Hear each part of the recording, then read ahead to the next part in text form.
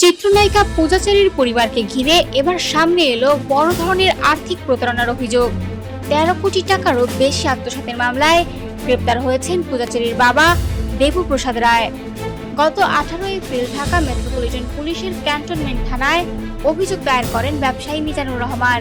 অভিযোগ পাওয়ার পর একই দিন অভিযান চালিয়ে দেবপ্রসাদ রায়কে গ্রেপ্তার করে পুলিশ। পরে তাকে আদালতে পাঠানো হয়। শনিবার ২৫ এপ্রিল বিষয়টি নিশ্চিত করেন ক্যান্টনমেন্ট থানার অফিসার ইনচার্জ রাকিবুল হাসান। তিনি জানান, প্রতারণার অভিযোগে একটি মামলা দায়ের হয়েছে। অভিযোগের ভিত্তিতে অভিযুক্তকে গ্রেপ্তার করা হয়েছে এবং বিষয়টি এখন তদন্তাধীন। যাচাই বাছাই শেষে পরবর্তী আইনগত ব্যবস্থা নেওয়া হবে। এজাহার সূত্রে জানা যায়, সিনেমা প্রযোজনার ব্যবসার কথা বলে দীর্ঘদিন ধরে ভুক্তভোগীর কাছ থেকে বিপুল অঙ্কের টাকা নেন দেবপ্রসাদ রায়।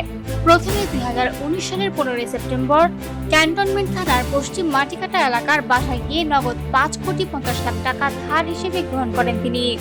পরে একই ব্যবসায় বিনিয়োগের কথা বলে স্ট্যান্ডার্ড ব্যাংক লিমিটেডের মাধ্যমে আরো ৫০ লাখ টাকা নেওয়া হয়। এরপর ২০২৪ সালের ১৫ মে ১০০ টাকার ৩টি নন জুডিশিয়াল স্ট্যাম্প সম্পাদনের মাধ্যমে আরো ৬ কোটি টাকা গ্রহণের অভিযোগ ওঠে।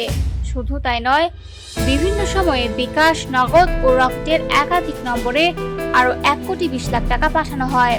সর্বশেষ চলতি বছরের ৩০ মার্চ বিকেল ৩টার দিকে অভিযুক্তের অনুরোধে আরো ১০,২০০ টাকা বিকাশে পাঠান ভুক্তভোগী।